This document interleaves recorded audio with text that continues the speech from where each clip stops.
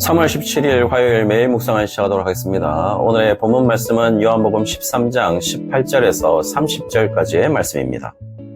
오늘 본문은 특별하게 성도님들의 성경책에 보시면 발견할 수 있는 동그라미가 있는 단락으로 시작하지 않고 있다는 사실을 발견할 수 있을 겁니다. 그래서 어제 17절로 마무리가 되었고, 원래 단락을 중심으로 본문을 나눈다면 성경책에서 발견할 수 있는 동그라미를 중심으로 어제 본문은 20절까지 다루는 것이 맞는데, 어제 본문은 17절까지 다루었고 오늘 본문은 18절부터 시작을 하고 있어요. 왜 매일 성경이 이렇게 나누었는지 이유는 알 것 같습니다.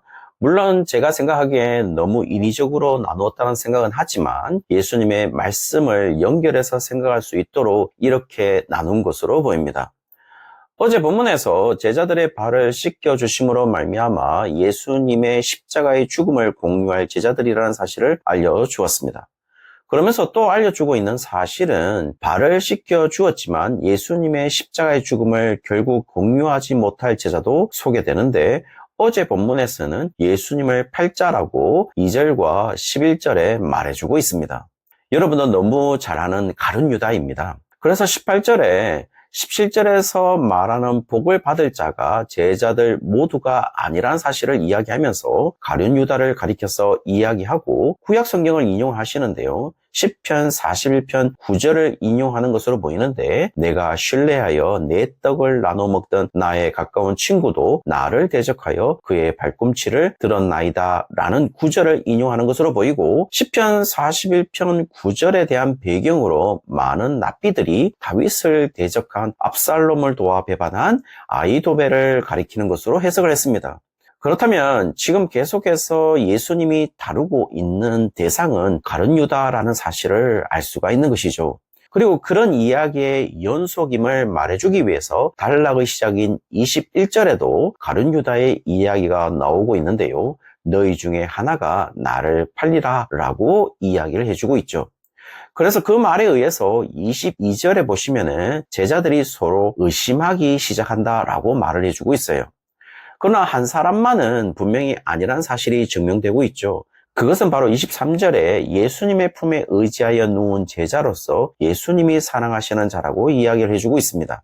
그래서 우리가 잘 알고 있는 레오나르도 다빈치의 최후의 만찬을 보시면은 화면상에서도 확인할 수 있듯이 예수님의 오른쪽에 있는 자가 요한으로 보이는데요. 그 요한을 남자로 묘사하지 않고 여자로 묘사해 놓았고, 아무래도 사랑받는 이미지는 여자가 맞다고 생각했던 것으로 보입니다.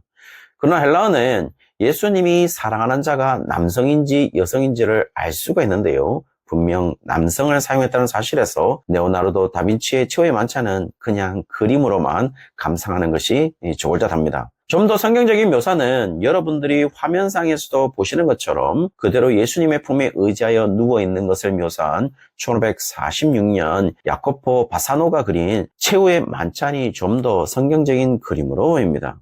어쨌든 우리는 예수님이 사랑하는 제자가 사도 요한이라는 사실에 대해서는 어느 정도 이야기를 하는 것 같습니다. 왜냐하면 다른 제자들은 예수님의 죽음 당시에 모두 떠나버렸고, 요한은 예수님의 십자가 죽음 시에 곁에 있었다는 사실을 알려주고 있고, 특별히 예수님이 자신의 어머니 마리아를 부탁하기도 하니까요.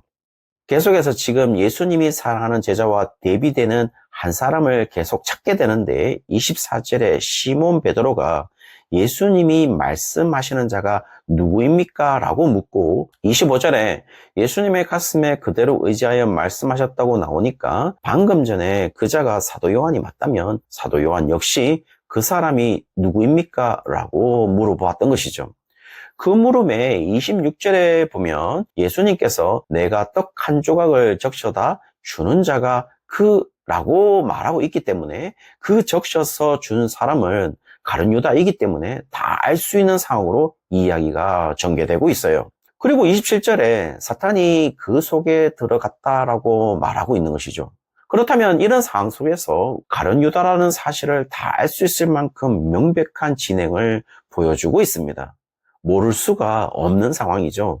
그런데 이상한 것은 제자들은 누구인지를 전혀 모르고 있습니다. 그리고 예수님께서 이어서 가룟 유다에게 27절 마지막을 보시면은 네가 하는 일을 속히 하라라고 말씀하고 있어요.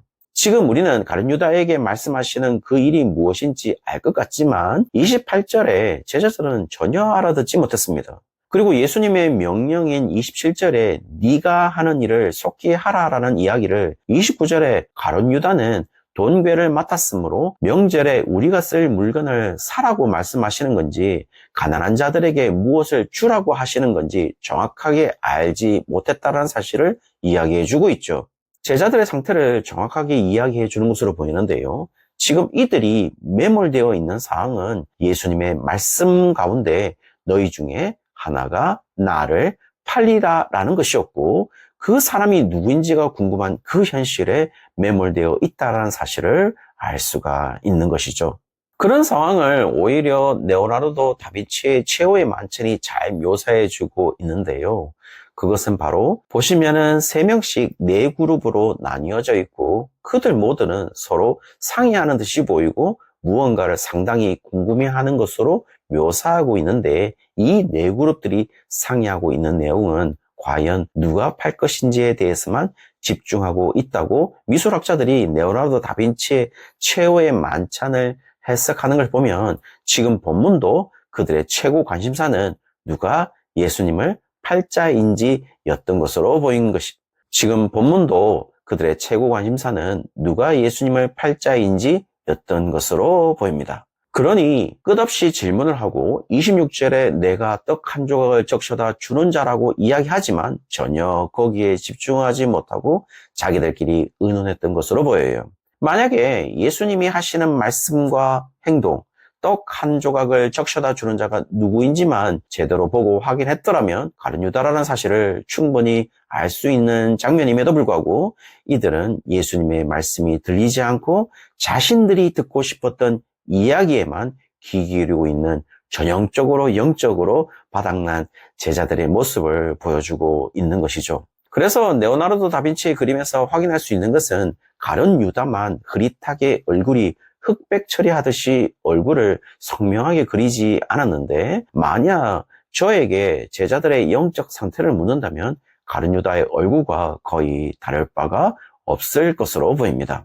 특별히 27절 마지막에 예수님의 명령으로 가룟 유다에게 네가 하는 일을 속히 하라라는 명령이 과거 명령형으로 되어 있는 것은 지금 예수님이 딱 한 번의 행동을 지시한 것으로 보이는데 그것을 알아듣지 못하고 28절에서부터 29절에 가룟 유다가 재정을 맡고 있으므로 우리가 쓸 물건을 사라는 것인지 가난한 자들을 위해서 무엇을 주라고 말씀하시는 건지를 제자들은 예수님이 가룟 유다에게 한 명령을 알아듣지 못했다라고 나오는데 예수님이 현재 명령형을 사용해서 말씀하셨다면은 현재 명령형은 계속된 반복된 진행되어야 되는 동작을 명령하는 것이기에 지금 제자들이 이해하는 것으로 받아들일 수도 있습니다. 왜냐하면 명절 때마다 자신이 쓸 물건은 계속 사야 하고 가난한 자들은 계속 도와야 하는 것이니까요. 그렇다면 여기에서 예수님이 과거 명령형을 사용해서 한 번의 동작을 지시했고 그 동작은 가룟 유다가 예수님을 팔아넘기는 한 번의 동작을 얘기했던 것이지 만약에 계속된 동작을 의미했다면 분명히 예수님은 현재 명령형을 써서 그렇게 속히 하라라고 말씀하셨을 것인데 그렇게 사용하지 않았다라는 것입니다. 한 번의 동작을 의미했다라는 것이죠. 사랑하는 성도님들, 지금 제자들의 영적 상태는 예수님의 말씀을 전혀 알아듣지 못하는 상태인 것 같습니다. 그런데요, 여러분, 너희들도 예수님의 말씀을 잘 알아듣고 영적으로 깨어있는 상태가 되어야 한다는 것을 이야기하는 것처럼 들리겠지만 그렇지는 않았습니다. AD 70년대 이후 요한복음서의 저자가 요한복음의 독자 공동체에게 정말 그 정도밖에 아니었던 제자들이 지금은 어떻게 되었는가를 알려주면서 지금 예수님의 말씀을 제대로 듣고 영적으로 깨어있을 수 있는 자는 너희들 뿐이라는 사실을 알려주고 있는 것으로 보여요. 그리고 요한복음서의 저자는 지금 우리에게 영적으로 예수님의 말씀을 들을 수 있는 자가 오직 매일 묵상에 함께 참여하는 여러분뿐임을 이야기해 주고 있는 것이겠죠. 아무쪼록 오늘도 예수님의 말씀이 선포되고 있습니다. 그 말씀의 음성을 쫓아 살아가는 하루가 되시기를 주의 이름으로 축원합니다.